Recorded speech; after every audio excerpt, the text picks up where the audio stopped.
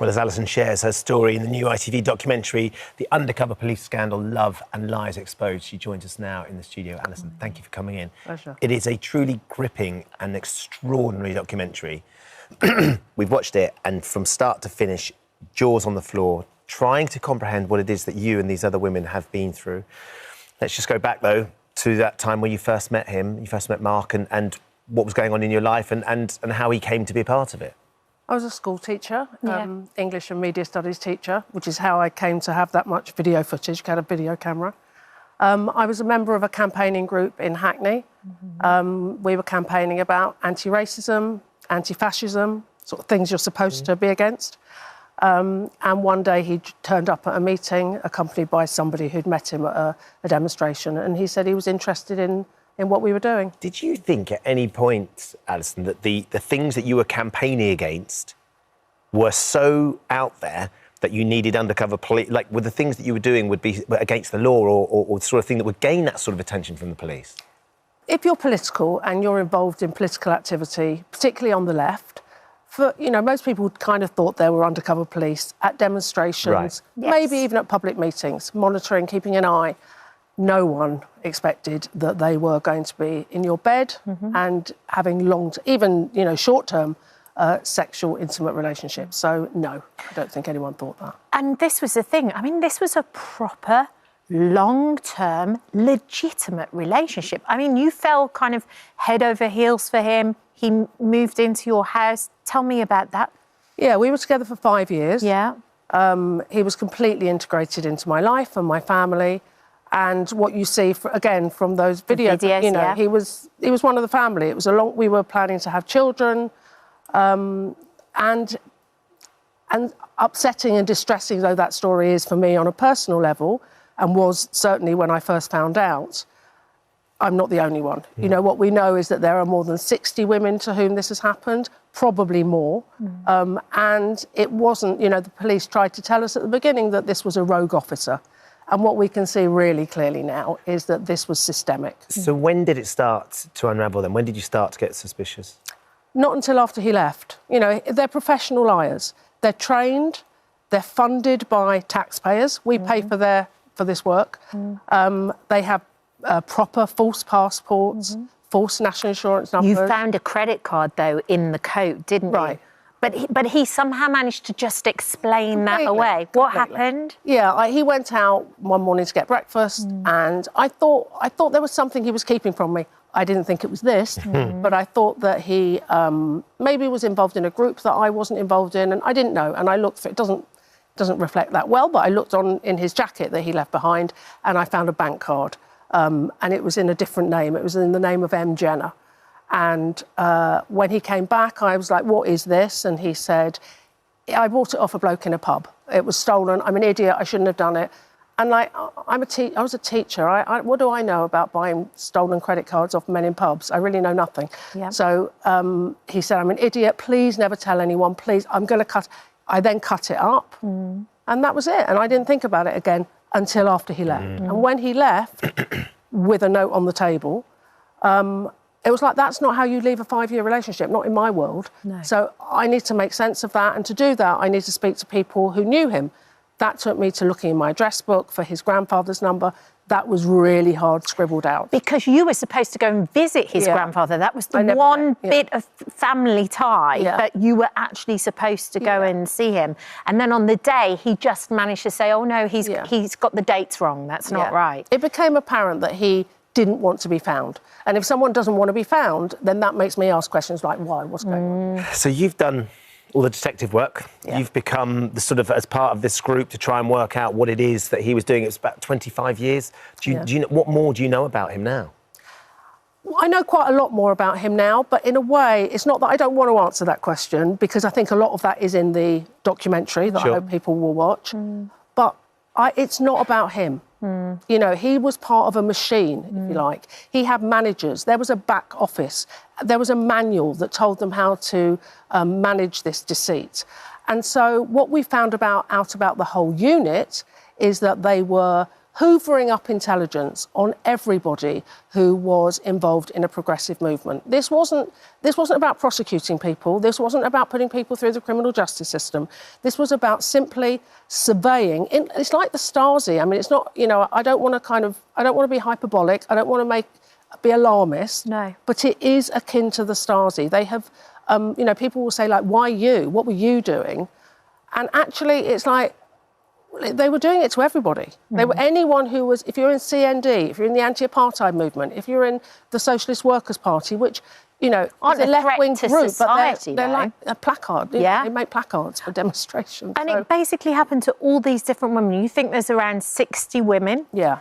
And it was all very, very similar, wasn't it? Yeah. There was always a chap who had a van who could go to the movements. They always left with a letter that's been written. But you were quite lucky in the fact that your life moved on and you moved forward and your circumstances changed. But there are other women that actually never went on to have children and their lives were really turned upside down and ruined. Yeah, and I think sometimes, you know, there have been women who have had children with undercover police officers, and people are rightly horrified by that.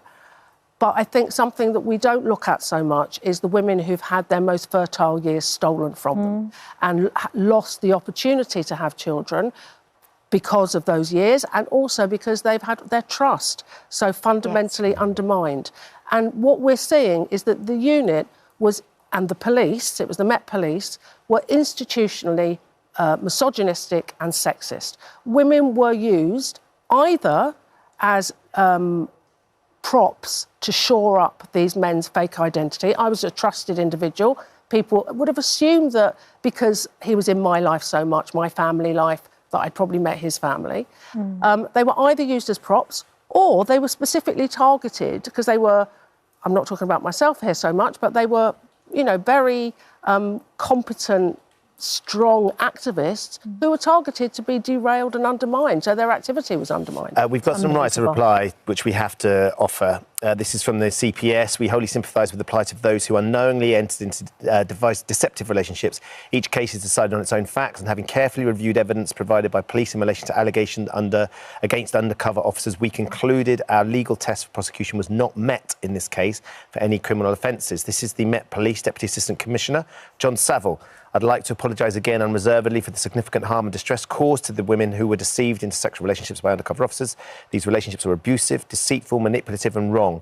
While it should have been obvious to all undercover officers that sexual relationships were unacceptable, the Met failed to make this clear and provide training and guidance.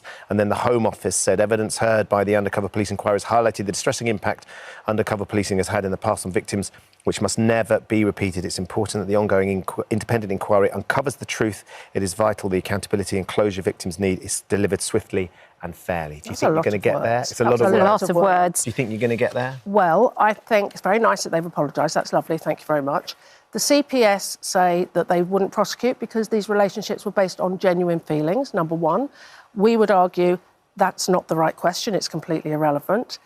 And unfortunately, new laws have come in that have sort of reversed, have enshrined in law what we're campaigning against. So the guidelines, the police guidelines have changed to make this now unacceptable, but it's still not illegal. So it's also cost 64 million so far.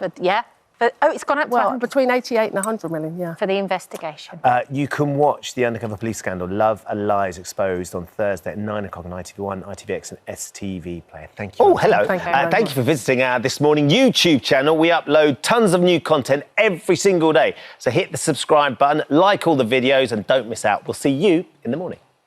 Justin Bieber, Kim Kardashian, Kate Hudson, they've all credited it with helping them stay in shape. They're not alone. The Humble skipping rope. The Humble? Or the Humble? The way I use it is a Humble. Yeah. The Humble skipping rope is fast becoming this year's must-have piece of fitness equipment. And someone who's leading the jump rope revolution is social media star Lauren Flyman, whose incredible skills have racked up millions of views on TikTok. We try to take it slow, but we're still losing control. Don't stop the beat, I can't stop. Can't stop the beat, I won't stop. Love me, say that you love me. You ain't nothing but a hound dog, crying all the time. It's all love, what? Give it up, what?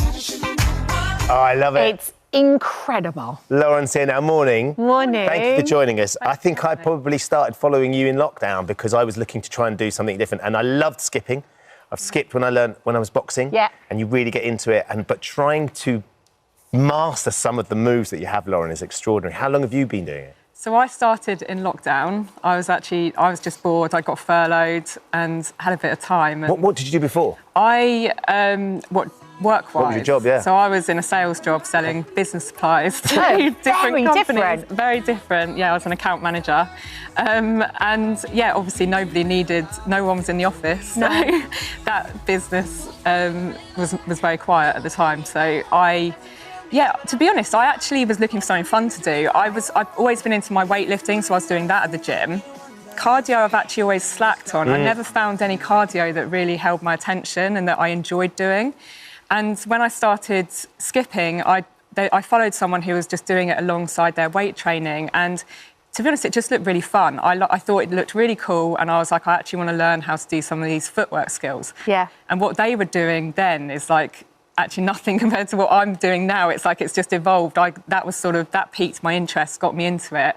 And then I stumbled across this whole world, a very small community at the time that I wanted to tap into. And then I got started. I wanted to share my videos initially with that small community. That was the intention. But then suddenly I was sharing my progress, and before I knew it, other people outside that community were finding my account and then asking me for tips and wanting me to share how I'd got to where I'd got to in such a short time. Yeah, I think that's what's so impressive when you look at all your different posts, is the progress that you've made as well. From where you started to where you are now is just incredible. Yeah, thank you.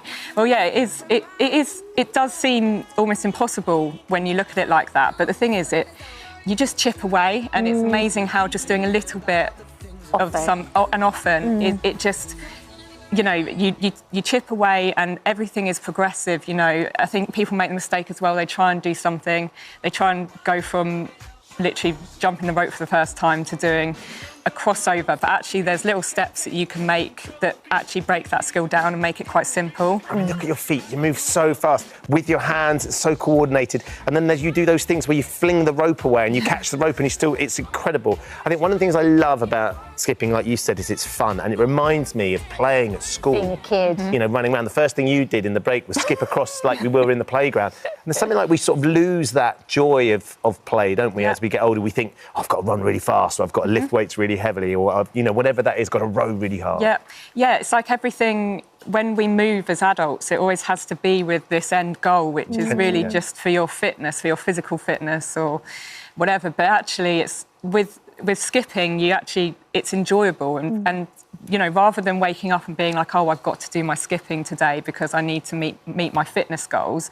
It's like, actually, I want to do my skipping today because I really want to get that trick I've been working on. Yeah. And it's an escape. Like with running and things like that, we still think whilst we're doing it about our problems in life. I think there are sports like, competitive sports where you might go and play tennis and that as well, it is an escape, but you need an opponent to play it. You need someone to play with. I think the great thing with skipping is you get that escape, but you can do it on your own. You can do it anywhere, and you don't need anybody else to do it with. So. But Lauren, you make it look completely effortless. It looks as though, like, my tongue would be sticking out. I'd have a furrowed brow. I'd be like really concentrating. Did you learn choreography as a kid, or do you come from a dance background, or what's the deal? A long time. I mean, I did a bit of dance. I was never like the best at it. I did a bit of modern and tap until I was about 15. Right. Yeah. So it's ingrained in me a bit. I'm quite musical. I played instruments as a kid. So I guess, but I never, there's lots of moves, there's lots of dance moves I do with a rope now that I couldn't do without a rope when I started. Right. But I actually think because of the way skipping works and the timing of it, and because actually when, like something like shuffle dancing, which actually a lot of my moves are inspired by, actually when you look at it, you think people are sliding, but actually it's little jumps. And actually when you skip, you realise how these moves Work how together. you do them. One of the things I really like about your videos is you post the ones that go wrong as well. Yeah. Like Yeah, the journey for you is about exploration and trying, you know, and you can see the frustration when you're not getting it as well, like we are if we're at home. Yeah, yeah, I think, and that was actually quite a big thing about my, like, evolving my social media, because I think I got to a point where people love following the journey and the progress at the start, and then I got to a point where actually things were quite polished, and I was actually producing these really good videos, and it was like there was something missing, and then I was like, you know what, I filmed my whole session anyway, I should share this. And so people now really love watching the behind the scenes of all the videos and watching me get it down. And I think it's important because people think there's something wrong with them when they try this, and they think, well, I can't get it straight away like Lauren, so there must be something wrong with me. And it's like, well, no, I don't get it straight away. You've got to work at it. Yeah, and it's about enjoying that process, and actually it's a satisfaction, and if it was easy, it wouldn't be as enjoyable, but actually, because it's that challenge and you get it in the end, it's really satisfying. And you now do it full time, it's your job. Yeah. No more sales of that. No. It's sales of skipping ropes and bits and pieces. Can you give us a bit of a tutorial? Yes. That we can share. We're going to show everybody how bad we are as well at the same time. Absolutely. You've got some various ropes for us, haven't you? Yeah, I mean, beaded ropes are great for beginners. And, Why are they great for beginners? They give you that a bit more feedback. So this, well, for a start, the beads help the rope hold its shape, whereas PVC tends to kink and tangle a bit. Right. Whereas these hold their shape, and you can really feel Could it I have that going one, round. please? The beginner. I would like the beginner rope, please. But Ben, you're a bit experienced. A little already, bit, but aren't you? not perfect, not great. Yeah, I mean, 5mm PVC, that one there, it's really good as well. I mean, you can learn on 5mm PVC, but it is slightly harder. The great thing with PVC is when you want to add speed, obviously, that's fast. great for that. Whereas you'll notice the beaded ropes feel slightly heavier, so they're harder to move fast. But these hurt as well when they hit your back of your legs. Yeah. But then I suppose you can move PVC faster, so then it will hurt. It'll but whip more. beads can hurt as well. Okay. Some people like that for fun, you know. You've got to explain away the whip mark on the back of your leg. What does it do for your body as well? I mean, obviously, it gets your heart rate up. It improves your fitness overall. Yes, so, I mean, one of the really good things about skipping is that it strengthens your bones because it's weight bearing. Does it really? I didn't know that. So it can actually prevent osteoporosis and things like that. So it's really important to incorporate it if you can. And obviously it strengthens your muscles, and it does, I mean, it burns a load of calories. My heart was going like that. It's going to need. So what are we going with then, Lauren? Let's, Kat, because just start just getting used to the rope I know you're in heels. I was about to say, how often do you wear a full-on leather skirt and heels? Never. Yeah. Never. And I couldn't recommend doing this in heels, but you're going to do it. Okay. So if you just practice bringing the rope over your head and letting it go under your heels. Letting it go under your skirt. Didn't make it. Yeah, perfect. Yeah. So you've got a toe catch there. Yeah. So that means if you were to jump the rope, then you would have jumped it. So it's just, and if you go over like this and practice that, it's quite. So that's quite an easy way to start, isn't it? And lift your heels to pull it down. Yeah. And there you go. So you've got it. And what you Oxygen. I need oxygen. I need oxygen. It's going faster and faster and faster and faster. It's almost like I've already given you some tips or something. We have practiced a little bit. I'll be very honest. So the thing that a lot of people go wrong with jump rope is rotating the rope, thinking they have to go round and round with their movements. But actually, it is a rotating object and it's connected to you anyway. Yeah. So you only have to apply the energy once when the rope is in front of you, and you just flick down. And it's actually on that flick down that you jump up. So the timing is actually the same. A lot of people as well, they sort of wait for the rope and they think they've got to wait and then jump it when it gets there. But actually that just gives you a bit of hesitation and you kind of end up doing a double bounce. Right. But actually you should be able to do this with your eyes closed. It's just, you literally flicking the rope down as you jump up, and then you're resetting when you come back down. And it's like flick, flick, flick, flick. Oh, flick. I see. Yes, And you because can I was actually- kind of double bouncing. Yeah. Yeah, and you can actually practice it without the rope by just That's what you doing wanted your to do. flicks down. Jump without See, the rope. Ben's I'm really good very at this. impressive without the rope. What about, and Lauren, give me a trick I can do. So crossover. Yeah, okay. Yeah. That's it. So with a crossover, you want to scoop your handles. Like I always imagine, like you've got ice cream tubs attached to you on your hips. Yeah. And you're scooping I'm gonna scoop them up spoon. down. You're taking a I'll scoop take a of the spoon of ice cream. So, because you want to get that scoop, otherwise some people, they throw their hands out to the side. That's exactly what I do. And you actually end up crossing too high, and you see the rope actually comes off the floor. Yes. But you actually want to cross your arms low down so that you're... I need a helmet. It's not doing wonders for your quiff. My quiff's struggling. Yeah. And then you said keep your arms like low and kind of close to your body, right? Yeah, and you want to point the handles in front when the rope's in front of you. And then think about always pointing the handles where you want the rope to go at all times. So it's over your head. See. So you're kind of rotating your wrists as well. You are. I mean, Love you it. do, but you just need to really do that first one down, and then the rope will, if you keep your wrists floppy, the rope will take your hands Brilliant. over you. Thank you, Lauren. Will you film some stuff for our social media too? And do like a bit of a masterclass on it? That'd be really helpful. Yeah. Look at him go, look at him go, look at him I'm go. not sure the facial expressions are going quite as cool as Lauren's. Exactly, it's Lauren, I not love Muhammad Ali, for sure. Thank you so much for coming in. We're going to keep practicing, aren't we? We will. I love it. I love skipping. It's brilliant. Thank you, Lauren, thank you. Oh, hello. Now Thank you for visiting our This Morning YouTube channel. We upload tons of new content every single day. So hit the subscribe button, like all the videos, and don't miss out. We'll see you in the morning.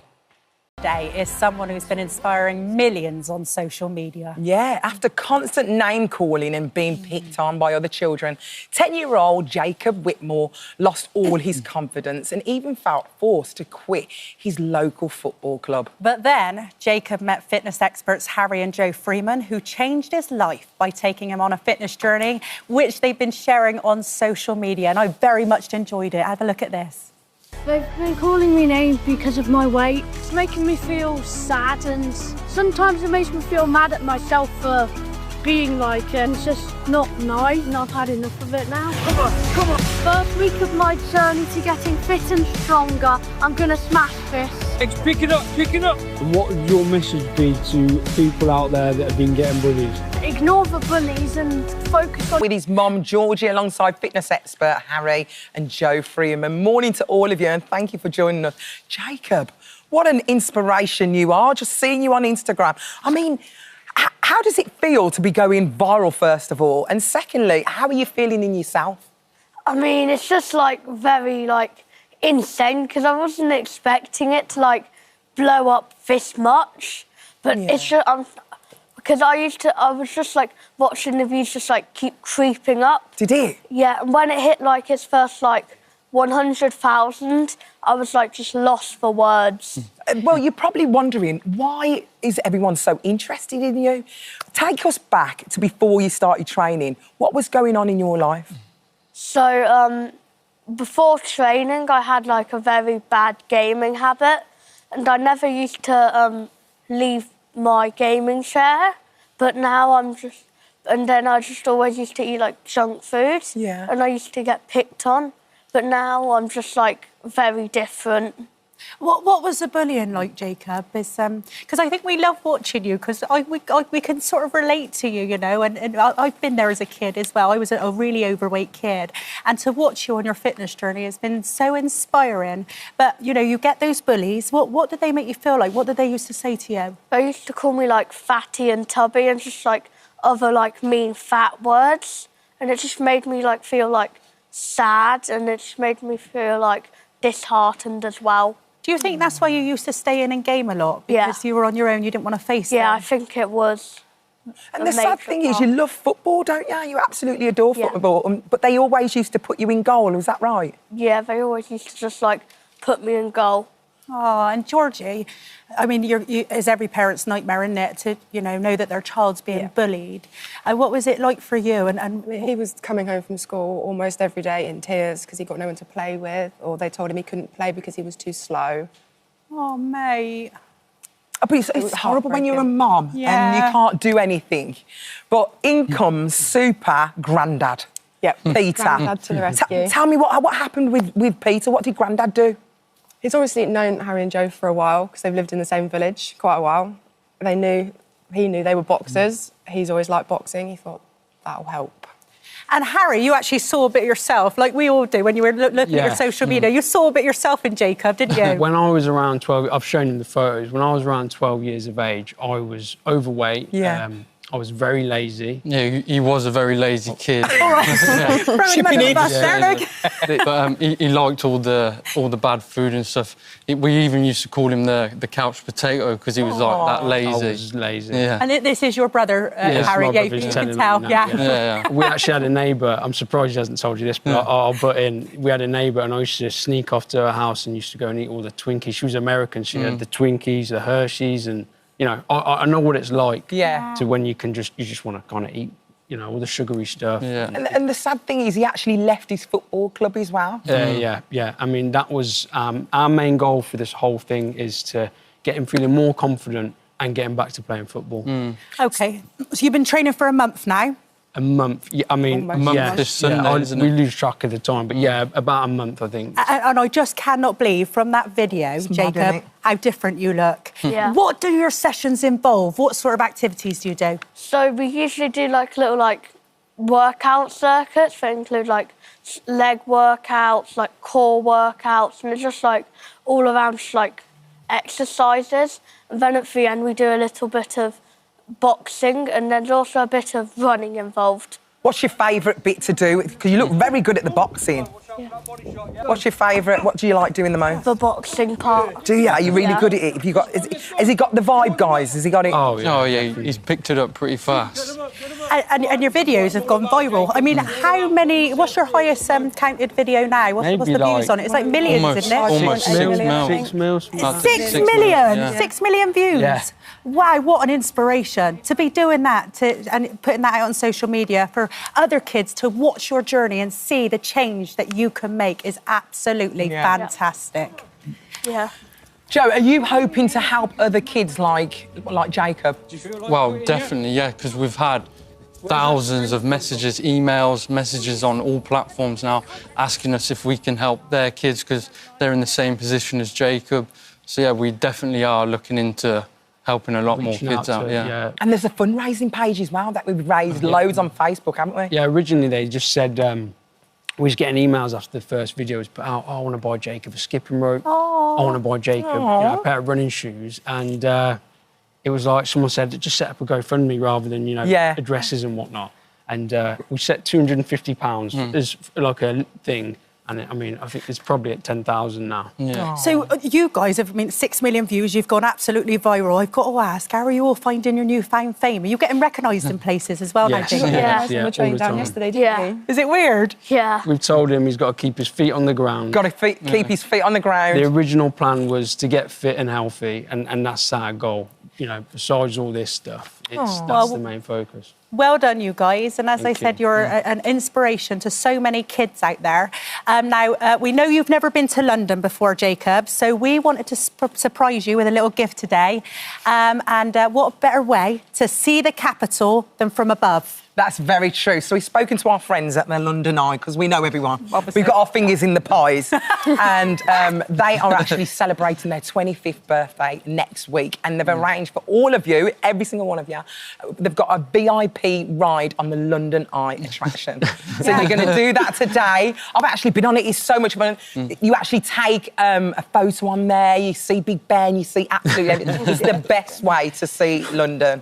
How does that sound? Well, I'll say one thing. Go on. We set Jacob challenges, and one of the challenges was to face his fear of heights. So we took him rock climbing. Oh no! So which he did really well, and he got to where he needed to get on it. Do you know what? It goes so slow, and you're inside. It goes really, really slow, so you won't even notice you're that high. Jacob, can I just ask you one thing before you go? If you had any message to any of the bullies out there or anybody being bullied, what would you say? To anybody being bullied, I would say to just like ignore them and just like do what you want and just don't let them get to you because they're doing it to like get a reaction and it's best to just ignore them. Yeah, and has any of your bullies apologised to you? Not yet. Well, they need to. They need to, because look at you now. Yeah. Oh, thank you so much. Thank you for coming on and inspiring everyone. And thank you for joining us. Thank you so much. Hi, everyone. Just wanted to say thank you for visiting our This Morning YouTube channel. Now, listen, we upload new content every day. So go ahead and hit that subscribe button so you don't miss out. And we'll see you in the morning.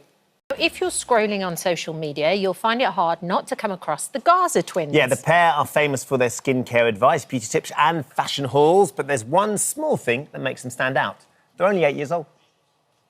Study with a dream. Let's talk skincare. Get ready with us to go meet our teacher. Let's do a night routine. I'm thirsty. Refreshing. Next up, some blush.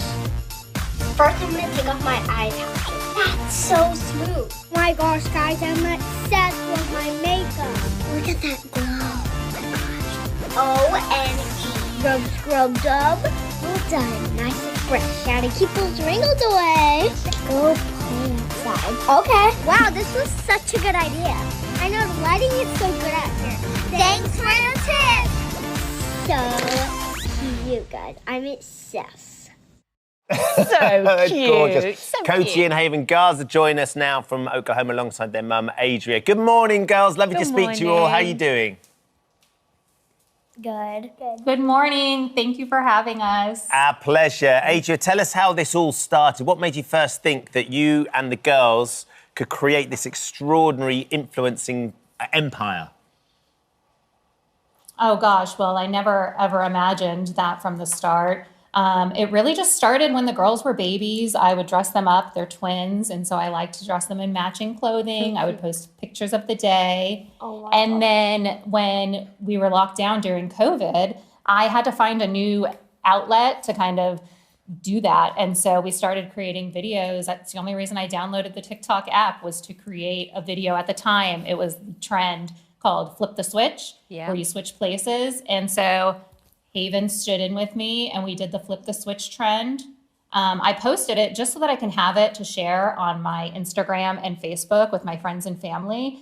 And when I logged back into TikTok about a week later, we had tens of thousands of likes and views and followers. It was insane.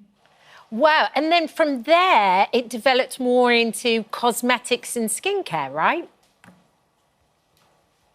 Well, they were 3 when we started. So yes, over time they've grown and developed new interests. And so then when they were about 6 years old, they started asking me if they could get moisturizer. And I was like, okay, sure. They saw me using it in the mornings. They wanted to get moisturizer. So I did some research into some skincare products that were going to be appropriate for their age. And we went shopping. Haven, we're looking at some of these amazing little videos that you've made. Do you remember that first video that your mum asked you to make with her? And how did you feel making it?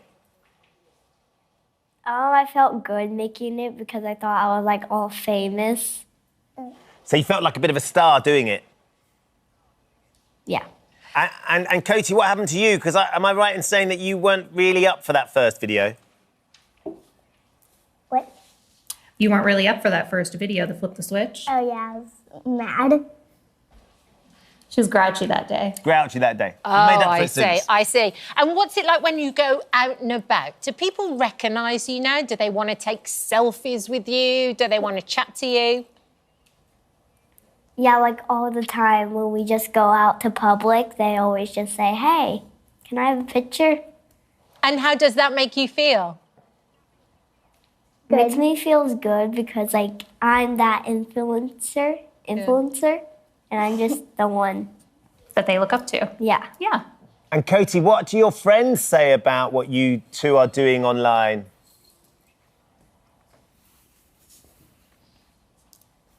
What do your friends say about it? Oh, they don't really like do it as much because they play soccer. It's like a sport where you run and stuff. Cody is more of the sporty girl, and then Haven is my dancer. And so I'd say Haven's friends probably tend more to want to do the beauty, skincare, makeup routines than Cody's. It's interesting, Adria, because when we see them, they're still very much like little 8-year-old girls, and it's very charming. Actually, was that something that you purposely wanted to do? No, not at all. It just kind of, like I said, it just evolved with time. I just listened to what they're interested in, and as their mom, I try to do my best to allow them to do that in a safe place. And so when they were interested in the skincare and beauty, I thought, well, who's a better teacher than myself? I'd rather them learn from me than some influencer online that may not be teaching them the right thing. Mm-hmm. There's a lot of concern, isn't there, Adria, about young girls and not just young girls, young boys as well, but trying to get skincare routines with skincare that's not appropriate for their age. And we spoke to Dr. Emma Edgeworth, who's a British cosmetic dermatologist, who said that any child who is prepubescent shouldn't have a complicated skincare routine. The skin is delicate, the skin is an organ, it has to last your whole life, you need to look after it. Complicated skincare routines affect the skin's barrier, can lead to sensitivity and allergies. Base what you put on your child's face based on their needs rather than what they want, because they've seen it online. And the reality is, for the girls, even though they're only 8, they are influencing other young girls as well. How do you make sure that what they're using is age appropriate and they aren't trying to promote things that isn't going to be correct for their friends and the people that follow them? Yes, absolutely. I totally agree. As our platform started to grow and they really started to become an influence, I wanted to make sure that we're educating our audience with what the right things are to use at certain ages and make sure they're using the correct products. And so I also consulted with a dermatologist. I've actually interviewed one for our podcast. The girls actually interviewed her for our podcast. And so our page is really just about self-love, self-care, and self-worth. And we try to do our best to educate our audience to know what is appropriate to use at this young age. Adria, do you ever worry about featuring the girls online like that? Well, I'm a mom, so I worry about everything, whether it's enrolling Cody in soccer and worrying about concussions, or Haven in dance, worry about her tearing something. So, of course, I worry, but I just do my best to protect them always. And we really just show very surface level parts of our life. So you're not seeing our day in, day out on social media. Well, look, we appreciate you getting up super early to speak to us this morning. I've loved watching the videos, girls. They're really, as Kat says, they're very charming and fun. Yeah. Really, really good fun. We'll have to send you some of our headbands. Yes, please. I feel like you need one of those. I feel like I'm missing a headband. Have you both got to go to school now? Because you've been up very early. What's the plan? They're going off to school. We're going to stop at Starbucks first, though. For a bit of a treat. There was a smile there from Cody. I love Lovely. that. Thank you all for joining us this morning. It's lovely to meet you. Thank you so much for having us. Oh, hello. Take care. Thank you for visiting our This Morning YouTube channel. We upload tons of new content every single day. So hit the subscribe button, like all the videos, and don't miss out. We'll see you in the morning. It certainly does. And Lindsay joins us now as she releases her new book, Take Care. Good morning. Good morning. Good morning. Good morning. Lovely to see you. Really lovely to have you on the sofa. First of all, how are you doing? How are the kids doing? How's everybody doing? Yeah, I'm really good, thank you. It's been a tough few months for the whole family. But I think in true Rob style, we just want to celebrate his life. And that's why I wanted to write the book, really, was celebration of Rob's life. And, to really shine a light on the work that carers do. I think, the book is called Take Care. Care is at the heart of the book. And really to kind of celebrate and recognise the work that carers do. So I feel really proud and honoured to be here today to share the book with you. But yeah, the family's good. And they keep me going. The children keep me going. There's never a dull moment in the Burrow house. Well, there's as you can probably imagine, yes. Yeah, there's 3 of them. I think that is one thing that you do absolutely take from the book, is just what an important job carers do. And it's amazing that you're ready at this time, because it hasn't been that long, really, to really kind of get that message out there. Yeah, I think doing the book has really helped. I think in many ways it's been quite a therapeutic process going through the book and actually reflecting on, because the book is a whole story. It's a story from kind of my childhood growing up. Both my dad and my grandparents were miners, so I grew up in kind of the miners' strike, and then obviously, married life with Rob, having the family, insights into Rob's career, and then ultimately, right up to the last days. So it's, I hope the book will bring people hope and offer hope to people that are going through tough times or that have experienced loss. And, ultimately that's what I wanted to do by sharing the story. His career was so well followed. We were just talking. Prolific. It would be lovely for Jackson growing up, because he's the youngest, of course, because there's so much footage of his dad playing and achieving so many amazing moments. And so my understanding and the world of rugby's understanding is Rob as a professional rugby player. You, of course, knew him as a teenager. Yeah. So you knew him before when these were just ideals. What was he like back then when you first met? Rob was just the kindest, most generous, loving person that you could meet. At the heart of it, he was a family man. He would, rush home from training to be with the kids, to take them to playgroup. He'd be the only dad in the group. The rest of them were with mums, but Rob was there. He idolised the children, and he was such a family man. And I just feel so honoured to have been Rob's wife. Although you made it hard for him when he I knew. I was hoping he would not bring that up. when he proposed to you, because that feels like he's gone to quite extreme lengths to do this bit. Explain, Lindsay, what happened on the day. And... Oh, I was hoping he wasn't going to mention this, but now you have. Yeah, so we were in Euro Disney and we were in the Rainforest Cafe, and Robert got down. He'd asked me what my ring size was prior to going on the holiday, and then he got down on one knee and asked me if he would marry, and I said, get up, just I was, shy, I was embarrassed, so I thought I'd blew it then. Because you didn't like the attention. No, I didn't like the attention. But fortunately, he did pluck up the courage and propose the next day in the hotel room, which by the way, as somebody who's had to do that in the past to someone else, it's a terrifying moment, even though Annie knew it was coming. If she turned around to me and said, get up, this is really embarrassing, I think I would have been distraught. Oh, but it's also that level of courage that he had when you found out about the diagnosis. And when you read it, actually, what really strikes you is the first words out of his mouth were kind of, I'm glad it's me, and it's not you, and it's not the kids. Do you remember, because I think when you were going in, you weren't expecting that, essentially. No. How shocking was that moment for you? It was devastating. I think, Robert had blood tests, he'd had MRI tests going in, and they'd all come back clear. So it was the nerve conduction studies that he'd had, and we thought at the time that he might have a condition called myasthenia gravis, which affects the speech muscles, but it's treatable. Right. So we were quite optimistic going into that consultation, and to be told, you've got a year to 2 years to live, and, my first thought was obviously for Rob, but then the children, what are we going to tell the children? How are we going to tell the children? The dad's got a life-limiting disease, and I think working in the NHS, I had an insight of that path and that journey that we were on, whereas Rob was very much, it will be okay, as long as you're okay and the kids are okay, and that was just Rob, that was just Rob to not, absolutely. He always had such, even if you look at his career, he shouldn't have been a professional rugby league player.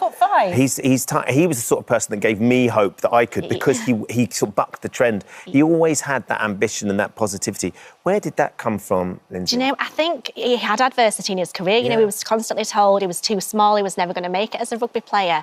And I think that really in his battle with MND, consented into that, because actually, being told you've got a year or 2 years to live, Rob wasn't going to accept that. He wanted to spend every single moment with the children. He wanted to see the children grow up and see the milestones. And I think that positive mental imagery, and, I look back and I think, I don't know how he did it. If I was in Rob's shoes, could I have been so positive and so brave and courageous? And, Rob was a really private family man. So I think for him to open his doors and show the world, the brutality of living with MND and how it affects not just the person, but the whole family, was a really brave and courageous thing to do. It's so funny because there's so many moments that how do you do it? Moment in the book. Like one for me was your two girls getting up and having the strength to talk at the funeral, which do you describe as a celebration of life? Yes, absolutely. We wanted Rob's to be a celebration of life. I think he's achieved so much in his, in his career and as a professional player. But it was I think the grace and the courage, for the girls to stand up at the funeral and speak about the dad and what he meant to them was just, I felt so proud.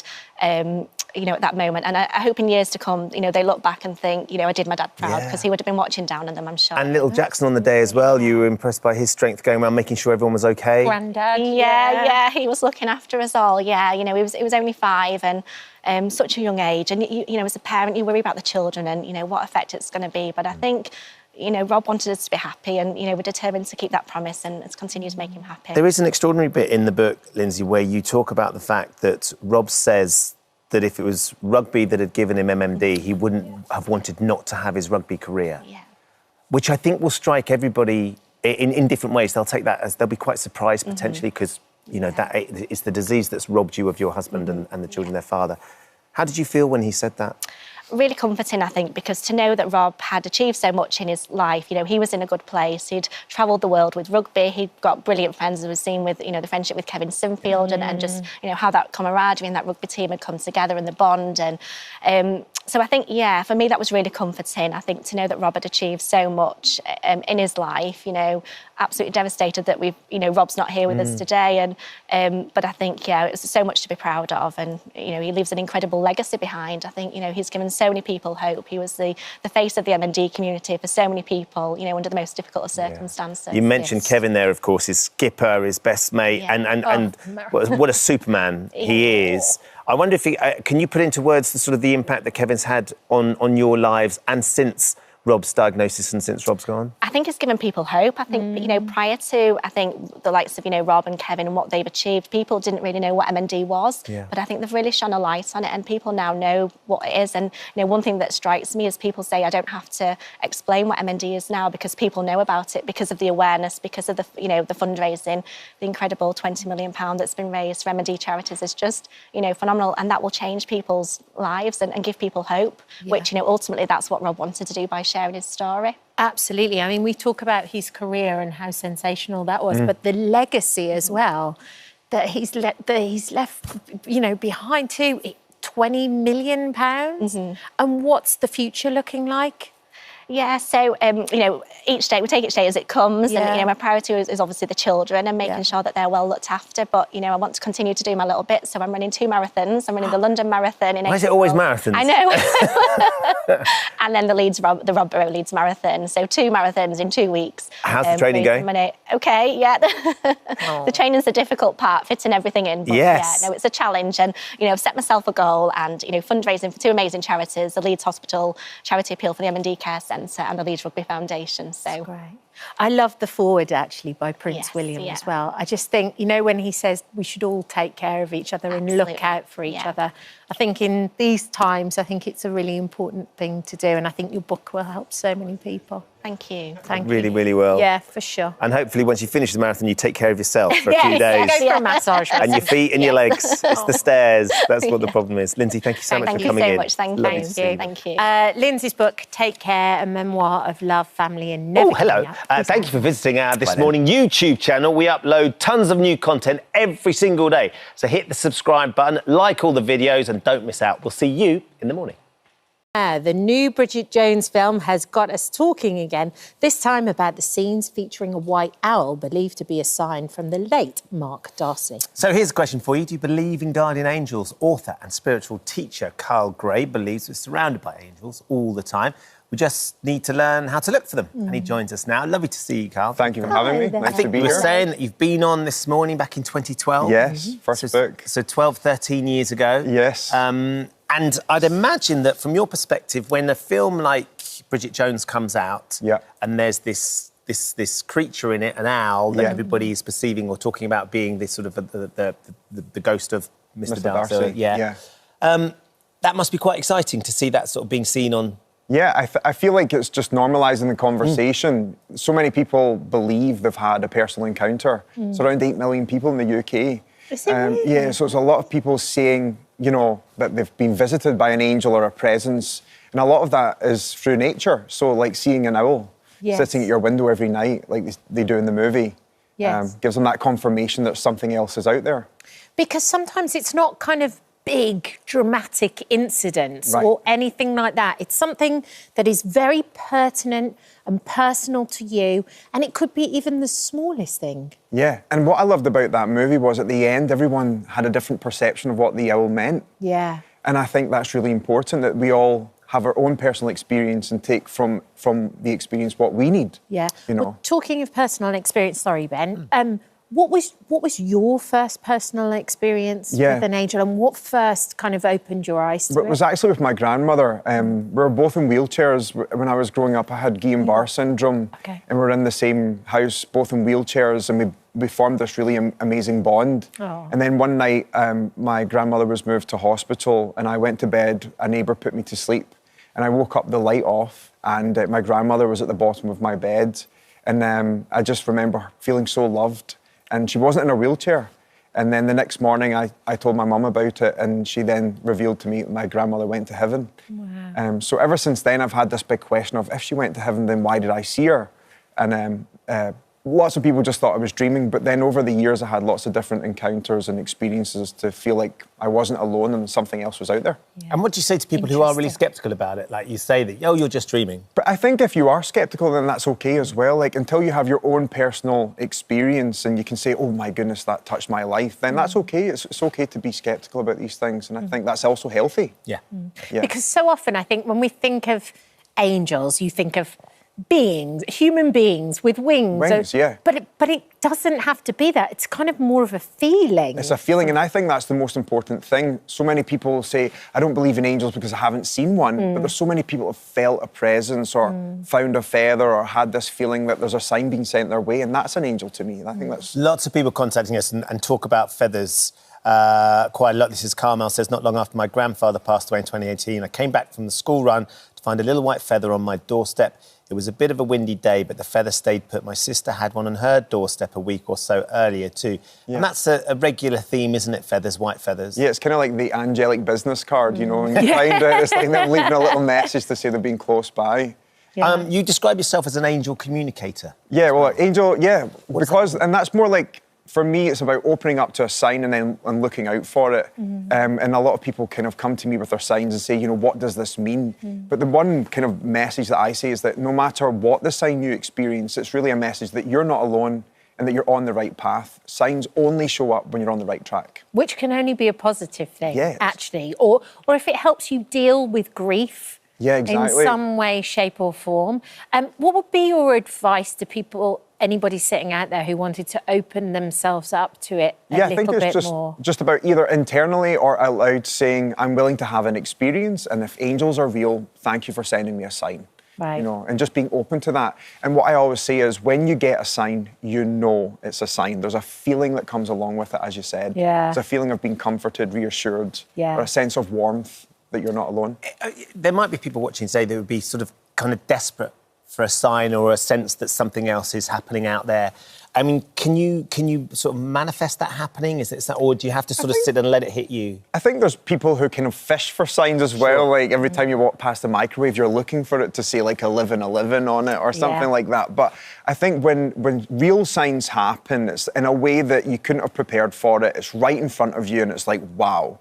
Just after my mum passed away in November, I was driving down to jiu-jitsu, it's my hobby, and I was speaking away to my mother in the car, and then a car pulled out in front of me and it said Diane on the registration, which was my mother's name. So it was just kind of like, what was the chances of this like fancy, you know, car pulling in front of me with this? That had that number plate. Yeah, and it was just like, I couldn't help but want to pull my phone out and take a photo, you know? Wasn't there another incident with your mum as well? After she just died, you had like, she brought you up, didn't she? Yeah. Together. You guys were a single family, and you had a password. Yeah, so when she couldn't pick me up at school, she would send a neighbour to pick me up and they would say sausages, which was our password.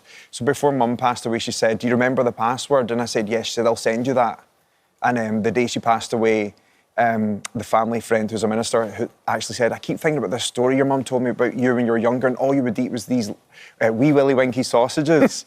and she said it to me that night and I was like, she's like, why do I keep thinking about that? And I was like, because that was my mum's password. It was her way of telling me she's made it there safe.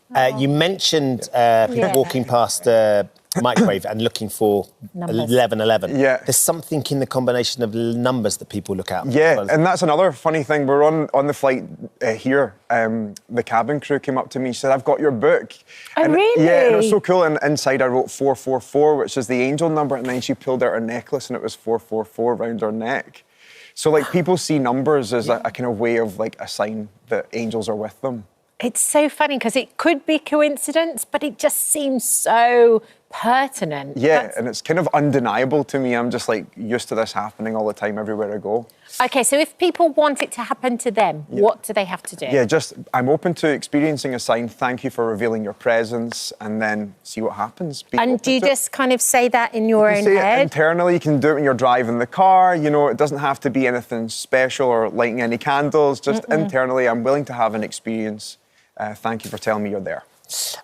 Bridget has got in touch saying, a white dove comes to visit my windowsill every year on Christmas Eve. My dad died on Christmas Eve 30 years ago. Whoa. I know it might just be a coincidence, but it brings me comfort, which I think is what we've all said. And then Amanda says, a couple of weeks after I lost my mum, a little radio I brought back from my house switched itself on and there was a big feather on top of my bag that appeared from nowhere. So similarly, could be a coincidence, but it was a sign for Amanda. We can't deny other people's experience. That's the most important thing. And if it brings them comfort, I think it's good no matter what. Angels Are With You Now is by Kyle Gray, and it's out now. Thank you. Very nice. Thank you for visiting our This Morning YouTube channel. We upload new content every day, so go ahead and hit that subscribe button so you don't miss out, and we'll see you in the morning. First, over the past few months, we've met many people who've seen life-changing results from weight loss jabs, but could we just be scratching the surface when it comes to its possible benefits? Yeah, Rachel Cooper, who joins us now, started taking the jabs last March. Not only has she lost 5 stone, but she says her alcohol cravings that she experienced all her adult life have disappeared too. So could the weight loss drug help fight addiction in the future?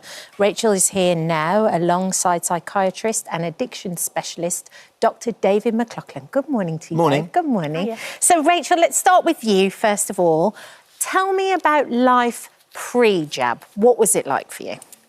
Bit of a mess, if I'm honest. It was very chaotic. My eating habits were awful, and I was a serial binge drinker.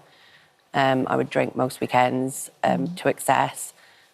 I had relationship problems, problems with family, problems at my work, wasn't performing well. And it was just really chaotic, And you've got 2 little boys as well, so you were trying to run around after them as well. Yeah, I was surviving, but there were times when I felt like I was doing the bare minimum and just ticking the boxes and not being the best mum that I could have been, Okay. Lockdown was pretty difficult for you, wasn't it? For everyone. By the time we came out of lockdown, what had happened to you? What had you done, and what sort of state were you in? I was 4 stone heavier after lockdown, and it was a lot because we lived on takeaway pretty much. And it was when all the new gins had come out, all the different flavour gins. So I was trying a different flavour like every other day.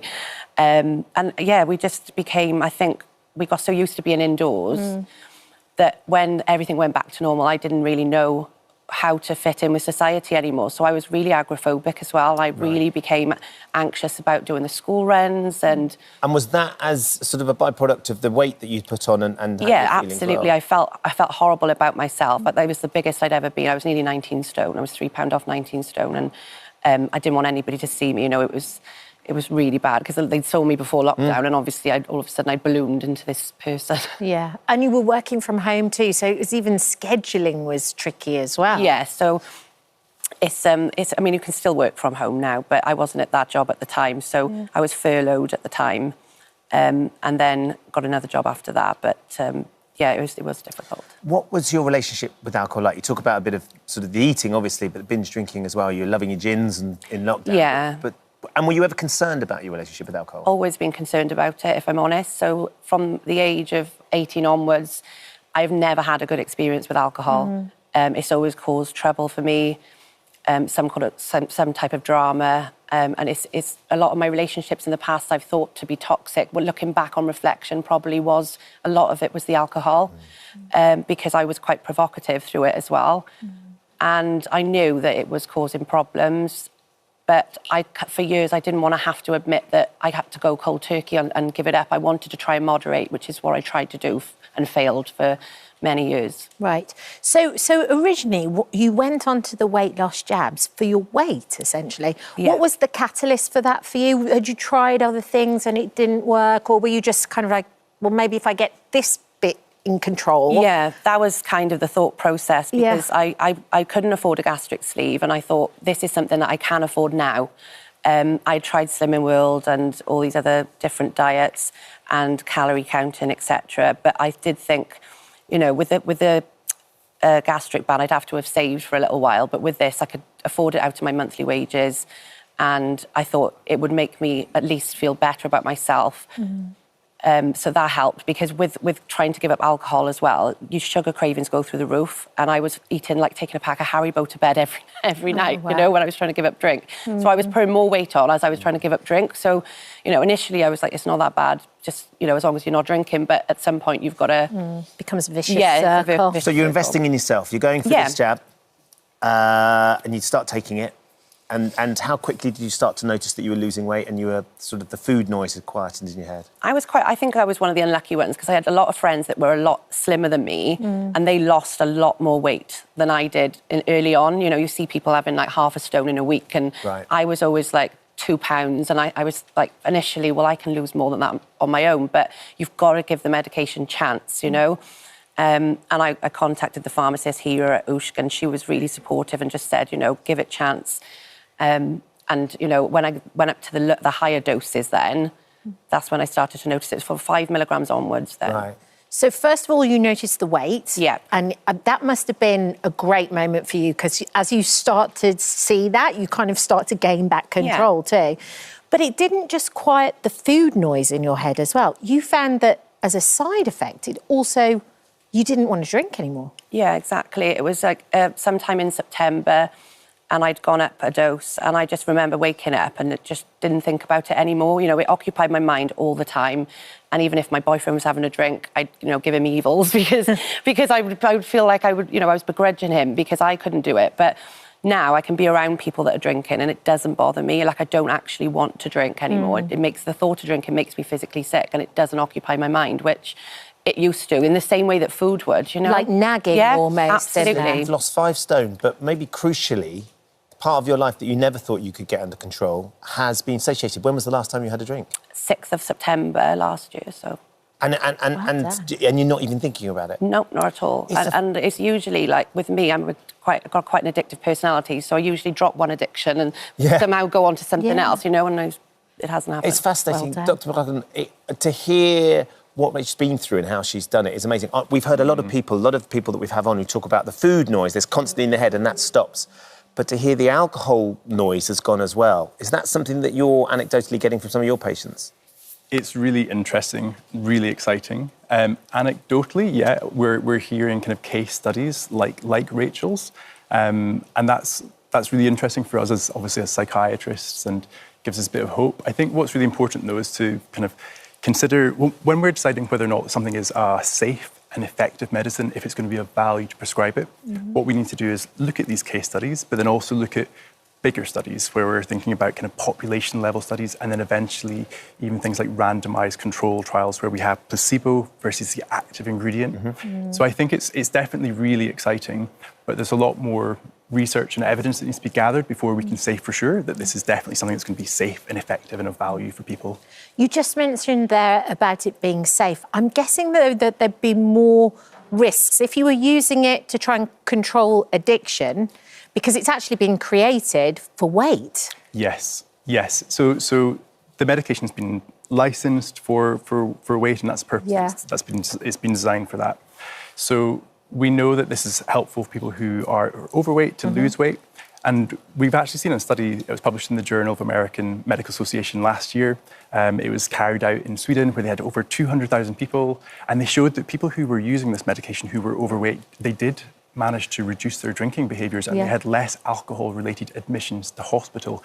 But we don't know what would happen if somebody who was underweight, for example, was to take this medication. Yes. And a lot of people who are very heavy drinkers, a lot of them are actually underweight because they're not well nourished. Yes. So I think it's really exciting, but we do need to kind of think, well, is this the right treatment for the right person at the right time? And that's still work that needs to be figured out. Yeah. Have you, Rachel, your friends that you know that are on, have they noticed the same thing? Have they noticed a curbing of their desire to have a drink? So a lot of my friends don't have a problem with drink. No. But what I've done is I've shared my journey on TikTok and I did put a video on about it and say, has anybody had these side effects with the weight loss injection? And they replied, and like in abundance, lots of people came back and said they were having exactly the same, you know, that they didn't crave alcohol anymore, they didn't fancy a drink anymore, and in other areas of their life as well, with like prescription medication and stuff, people have had problems with, and they've it's tapered them off with that. Is there a part of you, I mean, it's amazing, you look fabulous, you really do. I know, can see. they're off Ben Shepherd. Take it and play it back on those days But when you're... But in terms of the future, what are your thoughts about how you're going to go on? Because it's something you can't, I assume you don't want to be on the jabs forever. You'd like to sort of move on beyond that. Well, luckily, like the pharmacy I'm with, they do maintenance plans, so Sure. it's not frightening for me at the moment. I'm 2 stone off my target weight, so I'm not thinking about coming off it anytime soon anyway. But if I was going to come off it, there's plans available to like find the right dosage for you, find the right, you know, level or whatever. You can get support to taper it off. I've always tried to stay on a lower dose for as long as I can, so that I'm not just jumping a dose every 4 weeks, because I know I've got to try and do some work myself as well. But yeah, long term, I'm going to try and stay on it for as long as I can, if I'm honest, because you can be on this medication for life. That's the thing a lot of people don't realise. You know, you can actually be on it for life under the right pharmacist, and, you know, as long as you're getting medical advice. Dr. David, if anybody is struggling with addiction, obviously we know that we need to find out loads more about this drug, and more research needs to be done. What should people do right now if they're struggling? I think definitely speak to your GP. That's always a really good place to start. The government's innovation and research body, Innovate UK, have funded a programme very much for people like Rachel, called curb.health, and you can download the app for free on their website, curb.health. Also, charities like Alcohol Change UK are a brilliant place to start. Or finding other people who are also going on their sober journey, finding your community. There's a great online community, but they also do in-person events called Sober Girl Society that are incredible. That also is, I guess, a really good place to kind of meet other like-minded people. Yes, yes. Find your tribe, get involved. Yeah, exactly. Monjaro have said to us that it's only authorised for the treatment of type 2 diabetes and weight management in the UK. The medicine should not be prescribed or used outside of its purpose. They are working to understand the potential of other incretin-based therapies to address a broader range of conditions. I wonder how your boys have reacted to Mum now. Have they they're watching today, so guys. They'll be really proud. They've got a different mum, you know, they have. And I don't have any mum guilt anymore. You know, we're constantly on the go, constantly doing things.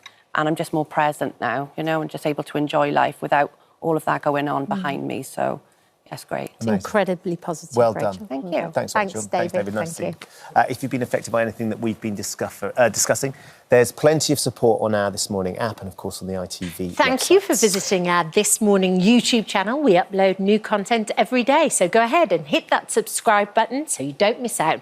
And we'll see you in the morning.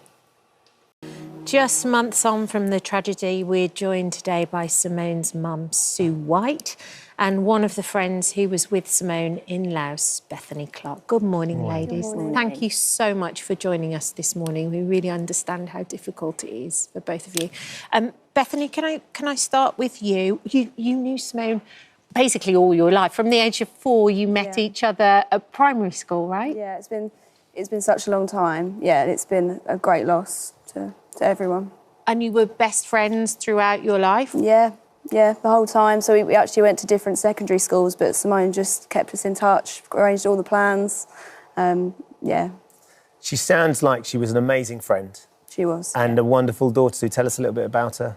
Yeah, I mean, she was just vibrant, really. She loved life, very extrovert. You know, she worked hard, played hard, great kind of social person. It's just a tragic loss, really. Before the trip, she was in a really good place in her life. What was going on? Absolutely. So she'd qualified as a lawyer in August 2023. She just bought her own flat last April. Had a tremendous social life.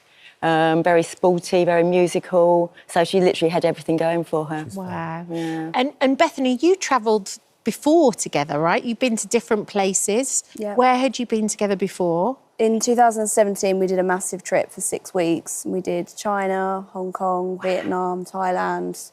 And then we actually went back to Thailand again. And we also did Bali, Australia, and then loads of places in Europe as well. So you were very kind of experienced travellers. It wasn't like you were completely naive or anything like that.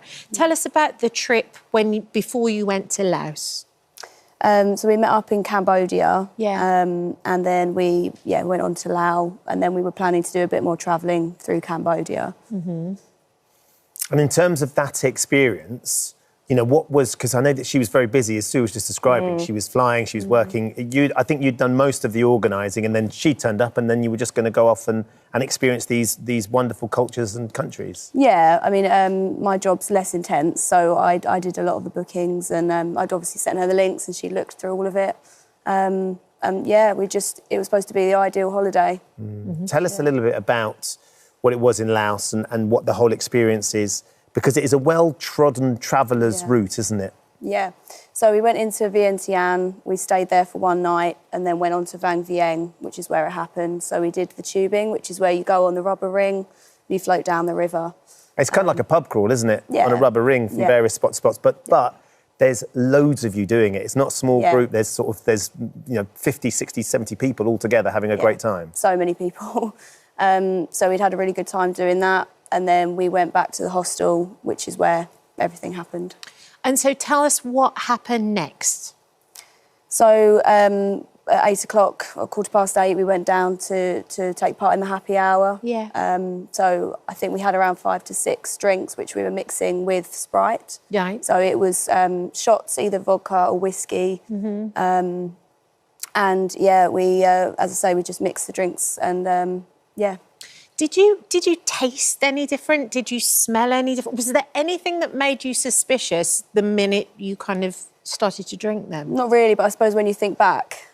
Right, with hindsight. Yeah, so I put a little bit of Sprite in initially, tasted it, and it tasted not very much. And I suppose if it was proper vodka, I probably would have been a bit taken aback, you know. This Backpackers, Nana's Backpackers, was notorious for this happy hour, wasn't it? It was well known on the Travellers circuit that for those couple of hours they gave away free shots. Yeah, I mean, it wasn't why I booked it, to be honest, but we just realised when we were there that was available. And and people had done it for years, and it was something they'd done, so you had no reason to suspect that there would be something wrong with the alcohol that you were being given for free over this period. When did you realise that actually something was wrong? It wasn't just a hangover that perhaps you had the next day. Yeah, it was the next day. I mean, when we woke up in the morning, I wouldn't say I felt 100%, and I think we all just agreed that we felt on a similar level. We kind of thought it was a bit of a hangover, but we weren't worried. No. And then we did the tour that we had planned. So we went to the Blue Lagoon, and then we later did some kayaking. And it was really the kayaking for me that I was like, this is really strange, because both me and Simone were having to lay down. We weren't able to participate. Yeah. So for that reason, I suppose, then the kayaking. Yeah. And then when did it start to take a turn for the worse, and you not just feel tired and think, oh, this is just my body responding to a night out? It was more, okay, this is now worrying, and now we need to either go and seek some help or find out what's going on. I suppose that's the thing, I wasn't worried, which is part of methanol poisoning. Really? Yeah, we weren't concerned. No. Which is why... and that's a side effect of methanol poisoning, is it? I think so, yeah. Right. So we got onto the bus to Vientiane, which is where we needed to be anyway. Yeah. And then our other friend had said Simone's being sick, so I woke up because I'd been asleep. I got off and fainted, got back on, and no one thought much of any of this, really. It seemed like no one really took any interest. And then luckily our friend got us to a public hospital, which is where we were told we had food poisoning, and that's where Simone started to deteriorate. She was in respiratory distress. She was then moved into a separate part of the hospital, and yeah, I think that's really when her brain was started to be affected then. When did you realise, do you think, Bethany, that it wasn't just food poisoning, it wasn't just a hangover? And when was the first suggestion that it could be methanol poisoning? So we were in the public hospital for a few hours, and by this time, because Simone had deteriorated so much, our other friends suggested a private hospital, which is when he made, I think, 3 calls in total, and they eventually came. They got us there. I think we checked in at 11:20, and they said, you know, we're going to have to take her straight off to have dialysis. Crikey. So they basically diagnosed it in the private hospital straight away. And they saw it and realised pretty quickly? Yeah, I mean, our other friend was the one who suggested it to them. Really? But they had also had other cases, so they knew. Had your other friend been drinking the drinks with you the night before? Yeah. And so then when did you get a call, Sue? Because at that moment, Bethany, when they moved hospitals, you must have thought, oh, this is really serious. When did you get the call, Sue? I think it was on the Thursday morning. So they were in the hospital on the Wednesday evening. Thursday morning, Bethany messaged me and said, don't want to worry you, but all three of us are in hospital. Yeah. And I think you said acidosis. And I mean, I was worried. She said Simone was quite poorly when she was admitted, but there's been a slight improvement. Okay. But, you know, I mean, obviously I was absolutely worried, sick all day long. And I think on the Friday, we then spoke and she said, I think you should fly out here because Simone's been sedated. She's not woken up, which was quite unusual. So, you know, I consequently booked a flight for the Saturday morning. But then on the Friday night, you know, I'd gone to bed and then got a phone call at 2 o'clock in the morning from, well, Bethany and the doctor at the hospital just saying you need to give consent for brain surgery or, you know, Simone's not going to make it. So medically, what had happened to her at that point? I think she just got a bleed on the brain, hadn't she, caused by the methanol poisoning. So she was in respiratory failure, which is why she went onto the ventilator. Right. And then at this point, they'd suggested doing brain surgery to release the pressure and the swelling on the brain. And she'd had several seizures, hadn't she? They told me it was one initially, but I think it was 4 or 5 in the end, yeah. Yeah. And then the brain surgery caused a bleed on the brain. God, so And the other side of the brain too. Yeah, exactly. And so when it caused the bleed on the other side of the brain, then what happened next? What did the doctors say to you? I mean, she came out of the brain surgery, or, you know, that took sort of 4 or 5 hours. And then at the end, the doctor said, unfortunately, it wasn't as successful as I hoped. He said, we'll do a CT scan in about an hour's time. And once that had taken place, he kind of said, there's no hope, you know. He said, we can't operate any further. And I think at that stage he had 5% brain power left. Oh, and so it was just a question of time, really. Can't imagine how painful that must it was just have been for you. absolutely excruciating. It was just dreadful, absolutely dreadful. And so much will be going through your mind as to what you could have done, what Bethany, I'm sure you were feeling the same way. And yet at the heart of this is the reality that somebody had put methanol into those drinks. Exactly. That had poisons, not just you, but all these other backpackers as well. Exactly. What did the police say? What have they said about the scenario? Well, they're looking into it. They've detained 11 people. From the hostel, employees from the hostel. And all we know is that the investigation over there is still carrying. Yeah, you know, nothing. No one's moves. been charged? No. But the hostel's been closed down, hasn't it? Yeah. Yes, that's permanently closed. Right. But yeah, there's just no update on the police investigation at all. You know, could take months and months, we believe. It must be heartbreaking, obviously, but to understand, Bethany, that no one has been held responsible for what's happened, not just to your great friend, but these other backpackers that lost their lives as well. Yeah, we just hope that they will come to a conclusion on it soon.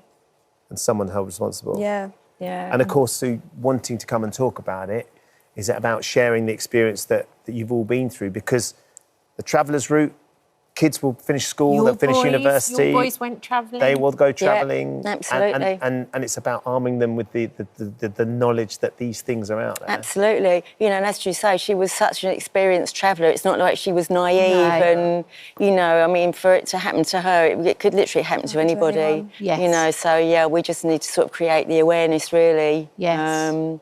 You know, and be obviously extremely wary when you go to these countries. Yeah. And people don't think it's going to happen to them. No. So it's always drink things that are sealed, those kind of things. Ideally beer, probably. Yeah. Just safer to sealed stick bottles. with that. Sealed bottles. Yeah. Exactly. We've got a right of reply from the Foreign Commonwealth and Development Office. They say, we are supporting the family of a British woman who has died in Laos and we are in contact with the local authorities. Yeah, we tried to contact the local authorities, we haven't heard back. No. I wonder, Sue, how you remember her and how you will always like to remember your daughter.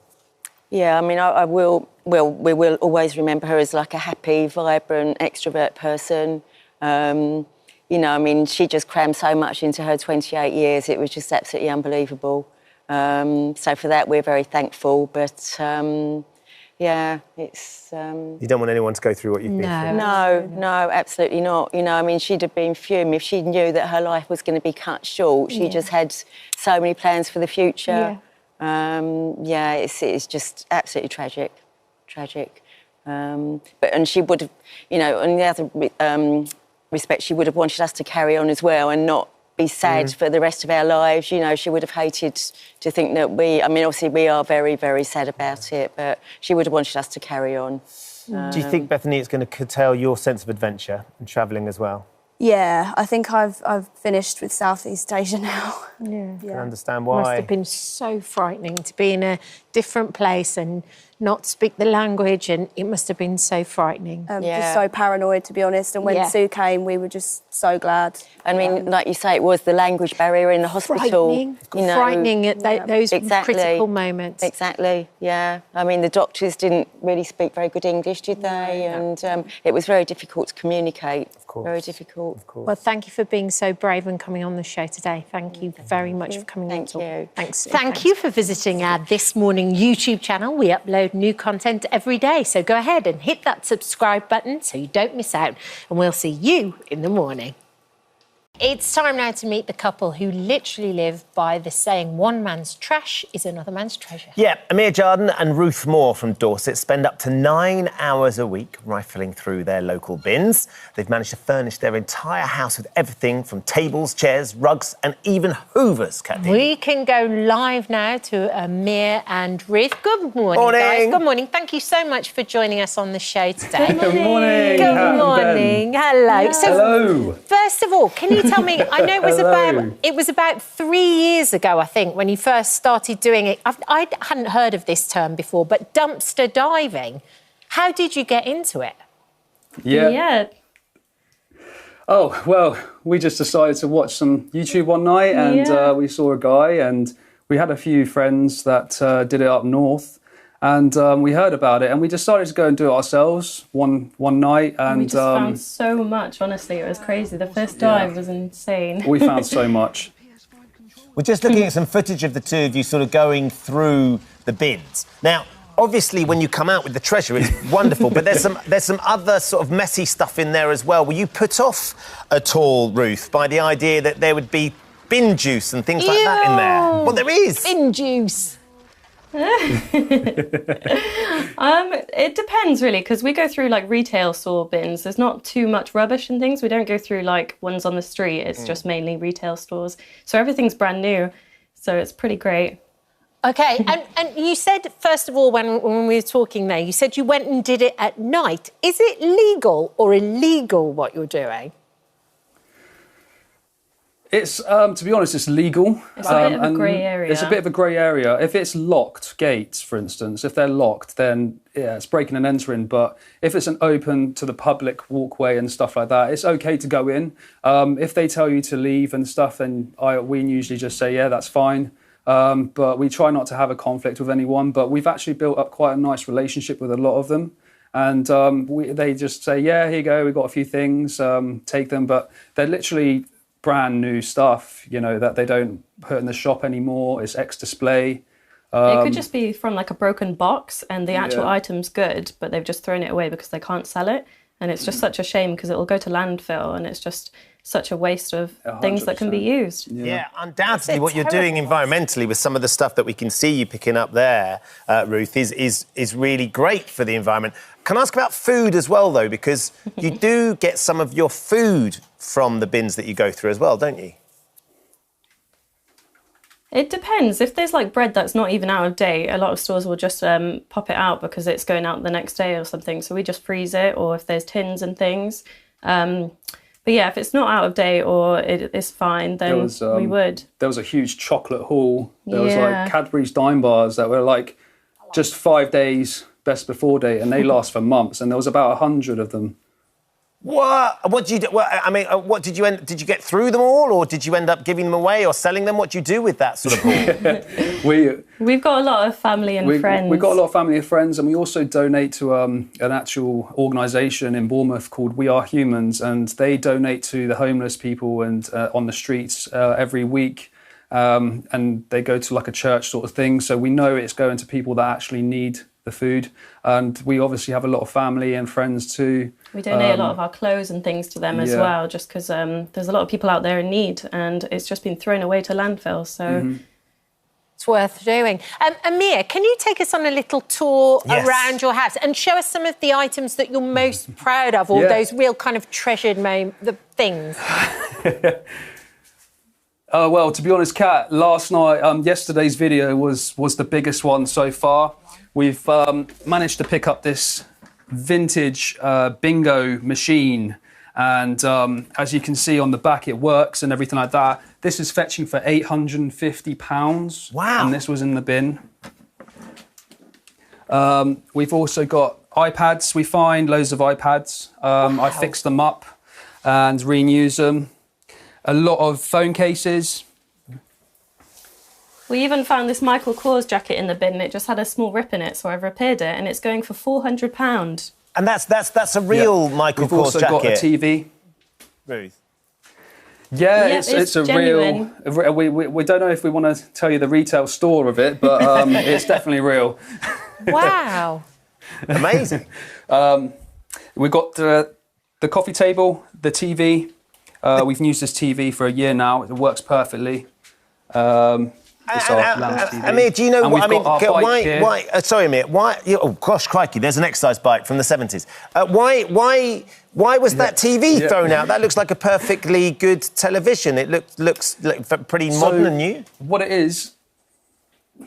Yeah, at the moment, so there's a 10% for people to come into their shop to have like a £250 discount from new TVs. And what they do is they just throw them away. Really, behind closed doors. I mean, what it is, once the companies throw it out, they don't care where it goes. Yeah. So they just put it outside, it rains, it gets destroyed. But luckily, we pick up sometimes just in time the weather's right and we can still reuse it. And a lot of the time, the company's like, yeah, take it. Wow. Is there ever anything you don't die for? Yeah. Is there ever anything where you're like, no way, we're not going near that? We don't go for meat. Yeah, anything that's like cheese, meat and things. But anything else that can is cause like free reign? sickness, we don't really. Yeah, anything else is fair game. Well, look, it's been fascinating to meet definitely. you. I mean, go on, keep going, Amir. Yeah, you both should come to a dumpster dive. You'll be amazed how much you'll find. You'll be like, I just bought this yesterday for 300 quid and you're getting it for free. Kat's rolling up her sleeve. She's ready to go. I'll send her down, see if she can get back on that exercise That's bike. your dream, isn't it? Just have me put in a bin. It's really fascinating. Yeah. Thank you so much for giving us a little insight into Thank what it you, is that you guys. guys are doing. And it's lovely that you've been able to leave your jobs, spend more time together, and sort of upscaling. I think that's the other thing, is upcycling and renewing some of these things. Oh, hello. Thank you for visiting our This Morning YouTube channel. We upload tons of new content every single day. So hit the subscribe button, like all the videos, and don't miss out. We'll see you in the morning.